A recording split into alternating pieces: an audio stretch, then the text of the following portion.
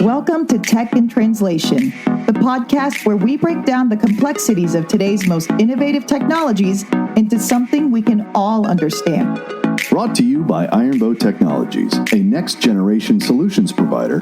We're committed to helping our customers across the government, education, commercial, and healthcare sectors turn their tech challenges into real, actionable outcomes. At Ironbow, we believe that technology should be a tool for empowerment, not a source of confusion. That's why each episode of Tech in Translation is designed to demystify the latest trends, tools, and technologies, making them accessible for everyone, whether you're a seasoned professional or just tech curious. Join us as we translate complex tech into everyday language, one episode at a time.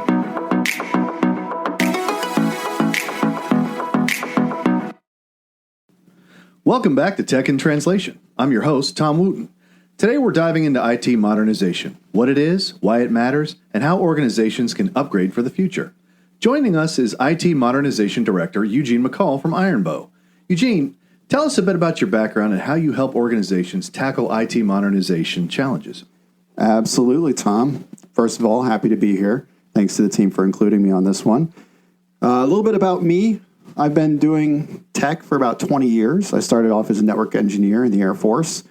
And since then, I've done a ton across various verticals, both in DoD, which has been predominantly the last 20 years, but also healthcare and commercial, along with SLED and federal civilian, in fact. Primarily, I've been doing networking up to this point, although I've ran large shops that have done projects and development work across most things that you would typically find in an enterprise. So that's data centers, that's server environments, from a virtualization perspective, that's storage. Additionally to that, it's voice and video and communications for collaboration purposes. Always, of course, networking behind it. Okay. When you're dealing with these complex environments, you're always upgrade, patch, the next.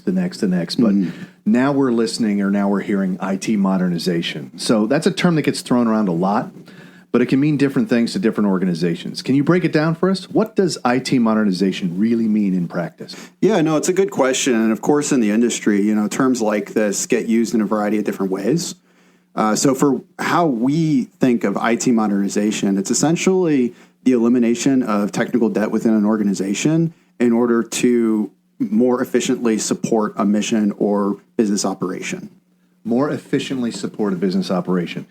Legacy systems, a lot of places, the ideal is to have the latest and greatest. But fact of the matter is, many don't. And a lot of it's just simply due to budget. So legacy systems and outdated tech hold businesses back, yet upgrading feels like a daunting task. So why is it IT modernization is not just a nice to have, but an absolute necessity for long-term success?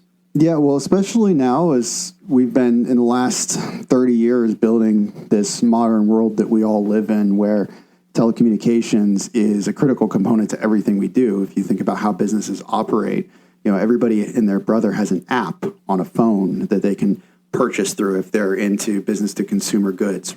These are the ways that we expect to be able to consume services, whether that's internal to our own IT department at the company we work for, or whether that's businesses that we patronage. And you have these things like the Amazon effect that have changed the way that people, their expectations, the way that they operate. IT modernization tends to lean on legacy systems in these environments. They're stopping those processes from happening and stopping the businesses and the organizations, the federal agencies, and the military from pushing forward to operate in a way that we've come to expect in a modern world. Again, IT modernization, big topic, very large scope. Where do organizations even start? No, and that is a fantastic question because, one, there is no one place that everybody starts from. It's going to be unique for every organization. There's a couple good places to start, though. Number one is unsupported equipment. A lot of what IT modernization does is infrastructure, at least within my organization. We do a lot of infrastructure. So legacy unsupported equipment is a fantastic place to start. That is, hey, I have this router or I have this server that's not getting patch support. It's not getting security support. Those are some of the most critical components because they're security vulnerabilities in your network, first and foremost. But additionally, if you're not getting patches and upgrades, you're not able to take advantage of any modernizing technologies that need to be supported in your environment.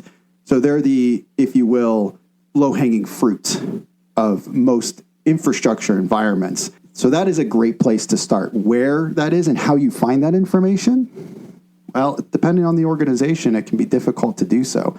And that's where you want to bring in experts, such as Ironbow, such as my team, for instance, that would be able to come in, do an analysis, then localize the problem to a specific few actions that can be taken in a roadmap-based approach. Okay, you touched on it a little bit with the vulnerabilities and security updates and things, but what are some of the other risks of holding on to legacy systems for too long? Obviously, the risk to impact the business from an outages perspective, just like a car that you would have after it reaches a certain point, yes, it may run still, but if you have 250,000 miles on the engine, you're going to start seeing issues arise just naturally based upon the electronics of any infrastructure device. It's the same. So your risk for outages goes up. Not only that, but the architectures on which those legacy devices were built and purposefully driven to the market for are typically going to be a little antiquated. So you're not going to maybe be the most resilient or redundant in your approach based upon the components within those infrastructure devices as well. To your point, additionally to the security concerns, there's just an availability concern in general. Well, let's touch on your analogy of the car. We like the idea of modernizing IT systems, but while we're doing it, while keeping day-to-day operations going, is like changing that engine mid-drive. Absolutely. So what strategies can organizations use to balance innovation with business continuity? Yeah, and that's a tough one. We have this term in the industry called shelfware, where a lot of organizations have tried to do that and failed, where they bought a bunch of new equipment, it sits on the shelf for 3 years. By the time they actually get it into the network, it's already gone end of sale at OEM that they bought it from. Very, very common problem. So a couple approaches that you can take. One, if you're already a little lean on staff, not burdening your operational staff with engineering projects, or if you want to differentiate between engineering versus operations engineering, those big engineering projects that take on more than just what an operation needs to do to sustain and update as they go along. You can offset that via somebody like Ironbow or a service provider that comes in and takes on that engineering and project management responsibility for you as part of the cost of the implementation of that project. Okay, that's a solid approach. Now, another topic that you hear about in any modernization efforts are the as-a-service models. Mm-hmm. So, the as-a-service models and offerings are becoming more essential to IT modernization. Can you explain how models like network as a service or infrastructure as a service and others are helping organizations upgrade their IT systems more efficiently? Absolutely. And this is a rather big topic, the as-a-service. Essentially, there's two real driving factors behind this taking on. Number one, and probably the most important, is the financial aspect. Because as we talked about before, with the technical debt accumulation a lot of these organizations have, along with the expense of mid-operation upgrading these systems, as we talked about with kind of the car with the engine while driving, you have a lot of capital put into these enterprises that for modernization. Now, the as-a-service allows you to essentially take that, what would be a capital cost up front, and amortize that over the course of some period of performance. So 3, 5, 7 years, and get a lot more modernization up front, a lot more refresh of systems than you would otherwise be able to afford from a capital expenditure perspective because of that being amortized over. The same way that you would invest in a mortgage to buy a house that you would never be able to pay cash for. However, there is a bit of a spectrum around as a service, if you will, because you could do strictly that financial model that I just talked about. However, the vast majority of as a service has gone much beyond that and now offers things bundled in that amortized cost, like refresh services, where those services we talked about before, where you have a vendor come in and deploy this equipment for you, integrate it into your environment, and do that refresh cycle without burdening your O&M staff, is now bundled into the cost of that 5-year amortized period for implementation. Additionally, you can add or bundle in managed services with that. And then managed services allows you to offset either part or all of the IT burden itself for those systems onto a partner or vendor as well.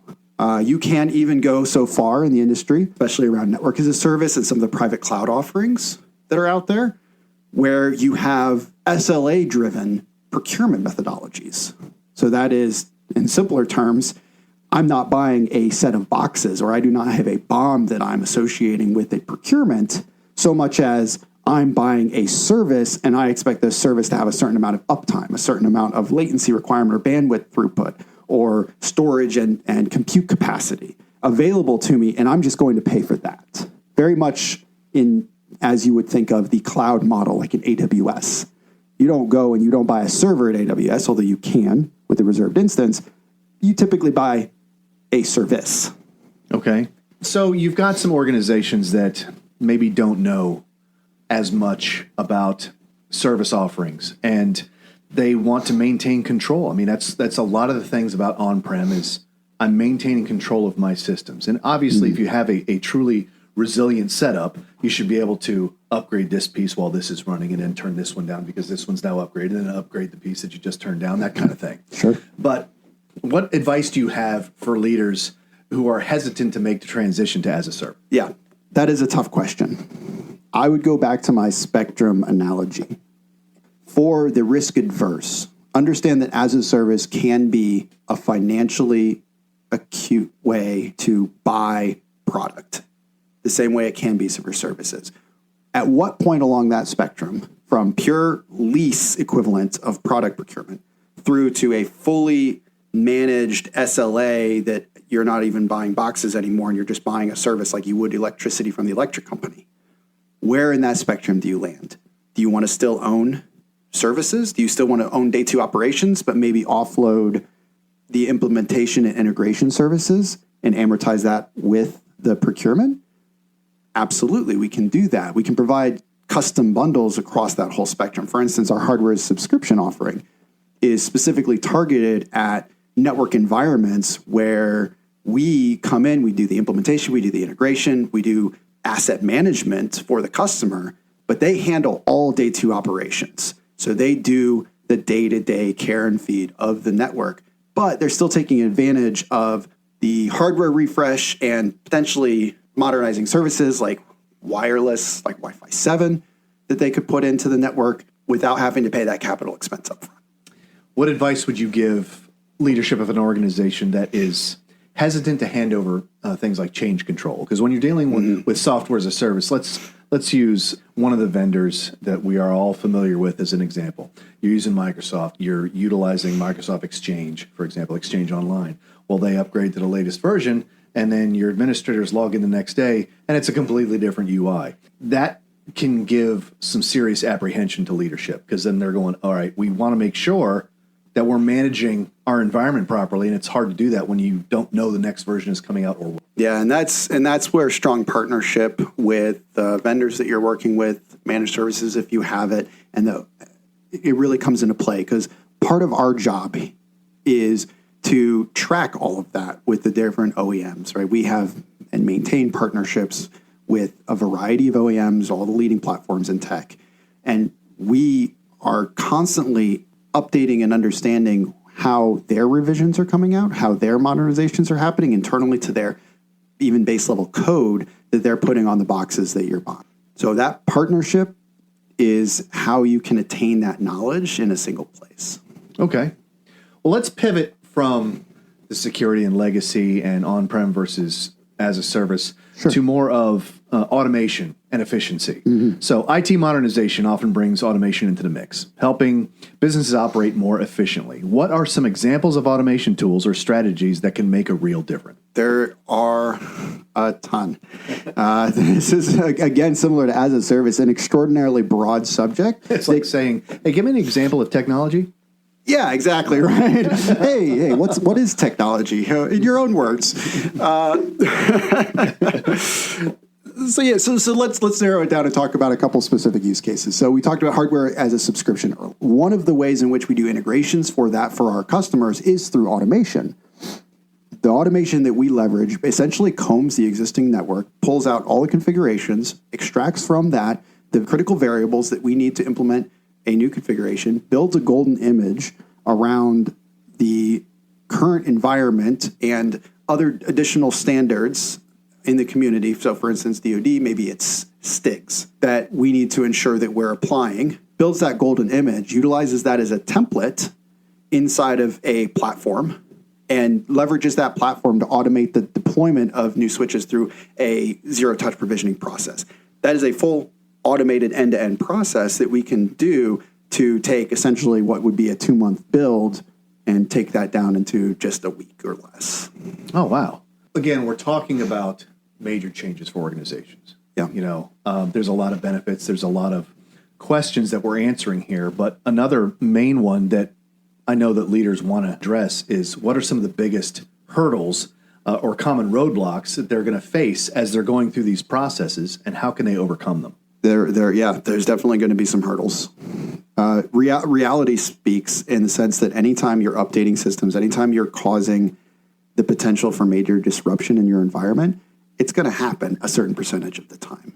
So the best way that you can get ahead of that is to ensure that the people deploying these modernizations, the people coming in, refreshing the networks, refreshing the data centers, taking you from on-prem to the cloud and back now with AI workloads, of course, that these people that you're working with are top-tier experts in the industry, people that have been through it, dug the trenches, understand the pitfalls, and can come back and advise you on exactly how you can approach from a dependencies mapping, a roadmap, or just the implementation itself, modernizing the environment with as little impact as possible.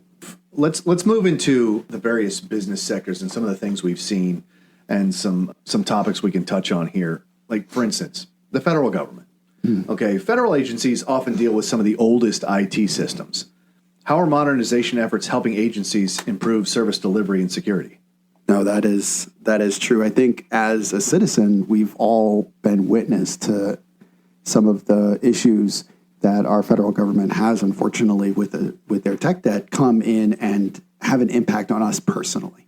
Whether that's what we saw with COVID, where the government was out there asking for developers that they needed to help fix code that was 30 years old, nobody had used, and nobody in the industry knew it anymore. We obviously have seen firsthand the ramifications of some of these, right? So getting in there and modernizing the federal government, and whether that's DoD or federal civilian, we would call that vertical, where we're dealing with the more public-facing, citizen-facing capabilities, allows them to more efficiently do their job. So whether that's on the battlefield, where you need to maintain communications in a certain cell in a tactical environment, and you need certain waveforms like private 5G, for instance, that would allow you to communicate in a broader scope, or whether that's simply I have a data center that I need to maintain additional uptime and burst into a cloud environment when required for the software system that's front-ending this citizen-facing website that I have that may or may not get overwhelmed based on a response due to some tragic event. I mean, we look at the federal government, we see this as just a very large enterprise at the same time. So if we look at something in contrast to that, our state and local governments, our educational facilities, typically they're dealing with very tight budgets. So how can IT modernization help these sectors do more with fewer resources?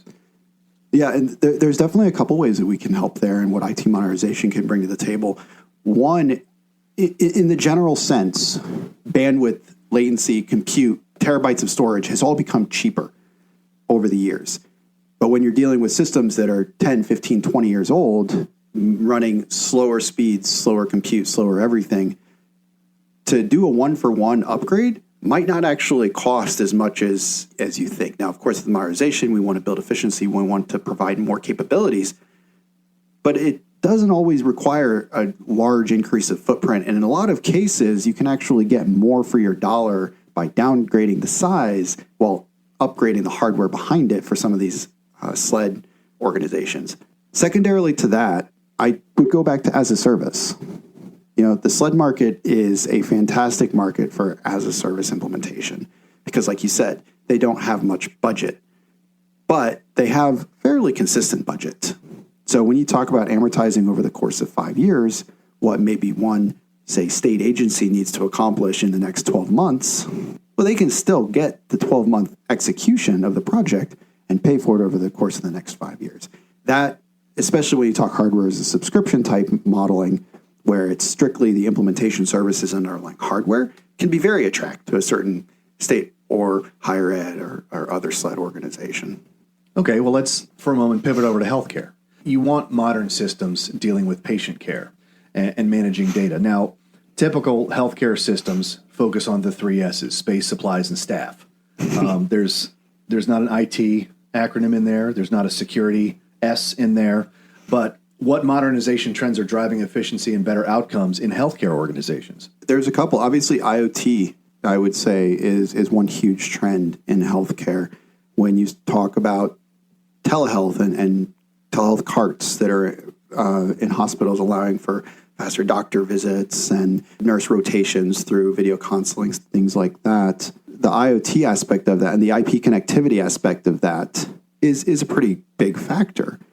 But how do we support all those additional pieces of equipment on the network, right? So that's driving some of the underlying physical changes to the environment. For instance, in that sense, what's the wireless network look like in a hospital? And how do those IoT devices with Wi-Fi chips in them actually connect in? And do we have sufficient coverage for that number of those number of devices? Right, that's obviously a huge one. Additionally, you have a lot of bandwidth requirements in typical hospitals. They're typically dealing with large images and other things on their network that actually consume a significant amount of bandwidth. So there's that aspect of ensuring that the network is optimized so that we can pass data faster and come to decisions faster, especially when some people's lives may depend on it. Additionally, you mentioned security, but obviously that can be a big factor in hospitals. It's a high impact environment when it comes to data leakage, right? I mean, you would know better than I the amount of like compliance and HIPAA regulations and everything else like that goes into it. So from my stance as the IT modernization guy, I'm thinking, okay, network segmentation. How do I ensure that I can segment the network off so that cross traffic doesn't happen in the first place? So we've touched across multiple sectors except one pretty major one, and that's the private sector. Mm-hmm. So how are private sector companies using IT modernization to innovate and gain an edge? Private sector, similar to tech, is so broad, right? Because the healthcare example we just used with IoT devices can directly lead into manufacturing practices and robotics and the IP connectivity nature of all of those devices on a manufacturing line that require IT modernization to back end them. It can lead into stadiums where high-density Wi-Fi to provide the best user experience can be a draw to get people back into stadiums post-COVID, where they're able to connect to the internet, they're able to watch the game on their phone while they're watching it live, and they're able to participate through apps on their phone, et cetera, with a Wi-Fi service that actually allows for 40,000 people in a very tight space to maintain that connectivity. Right. There's a lot of different verticals out there, in which case the density and bandwidth capacity is important. Additionally, AI is obviously an extremely big driving factor, especially in the commercial vertical right now. And that is driving a lot of workloads back into on-premises data centers for the larger organizations especially. So even things as simple as power draw into a data center building that maybe was last used before they bursted 80% of their infrastructure into the cloud and now they're coming back, needs to be refreshed all the way through to the server and storage infrastructure they're in, whether they can buy that with capital, whether they amortize it with an as-a-service model, et cetera. Okay, well, let's target organizational leadership specifically. Mm-hmm. When we're talking IT modernization, IT leaders need to know, I mean, they know they need to modernize, but don't know where to begin. So what's the first step they should take? I think the first step they should take is trying to figure out exactly what their employees need as a leader in order to do their job effectively and efficiently. Now, you take DoD for an example here, and the amount of memes you will find on social media about DoD laptops taking 30 minutes to boot sometimes. Well, if you have a soldier in the field and it takes 30 minutes to boot up a laptop, that's obviously a clear problem to organizational leadership that their IT infrastructure is outdated and needs to be modernized. So if you take it from that perspective and you think about what's the most critical organizational objective that I have, how does my team execute that, and how can I make that better? That's going to lead you down the road to the IT modernizations that are going to be most impactful to your organization. Okay, IT modernization is a pretty big deal. Sounds like a pretty heavy lift. This is something that is not a simple maneuver. It's going to take a lot of work. So how can organizations ensure that what they're doing as part of these IT modernization efforts, it's flexible enough to adapt to future technologies versus, well, I'm going to have to do this all over again? That's a big challenge, right? Because maybe 20 years ago when they did their last refresh, they knew they were going to have to do it all over again as well. My wind-up doesn't work anymore. Exactly, yeah. I'm trying to start the engine on this car, but it doesn't work. So there's definitely a couple ways you can attack that, but I will state, you can't future-proof everything. The world is going to move on in ways that we honestly can't even predict. Things are going to happen where you do end up in positions where tech that you bought and implemented is no longer sufficient for your purposes. I think that's fairly inevitable for most organizations and just an accepted fact of the modern world. Now, that being said, there are definitely ways in which you can architect solutions to be more resilient to that change. And that's where you have, again, experts brought in that can help you with that. For instance, Ironbow, of course, right? And our staff here and my lovely team. Things like ensuring that when you are planning your technology modernization, you're doing so with forethought. You're doing so, what is the change to my organization over the next 5 years, 10 years? Things like COVID maybe make that a little unpredictable, right? I'm sure not a lot of people predicted that the entirety of their workforce would go to work from home and they needed to support VPN headends for all of a sudden 80% more people than they were used to overnight, right? Obviously, there's going to be those situations. However, if you know where your business is going, if you know where your organization is going, where the needs of that organization are going, we can align the technology to fit that need. That's very handy information. And I hope our listeners really take that to heart. So to wrap up, Eugene, what's the most important mindset or strategy organizations need to adopt to make IT modernization a success? I think I'll continue on with my previous answer there. Ensuring that when you're looking at IT modernization, it as a necessity, you're looking at it to how it maps to the business need or the organizational needs. If you want to be successful in it, it's not about buying the new fancy widget. It's not about getting the best of the best or the gold-plated solution, as we would use from an industrial term. It's about getting the right fit for your organization and what your organization's needs are today, in the next 5 years, and in the next 10 years. So to paraphrase a little, if I'm hearing you correct, it's the right tools for the right job for the right reasons, and having the ability to forecast what the organization is trying to achieve over the next 3 to 5 years. Absolutely. You focus on what the business needs, we'll focus on the tech to support it. Awesome. Thank you very much, Eugene. Thanks for tuning in to this episode of Tech in Translation. If you found today's conversation helpful, be sure to subscribe on your favorite listening platform to stay updated on the latest tech trends. And for more insights and resources on IT modernization, visit us at ironbow.com. Thanks for listening, and we'll see you next time.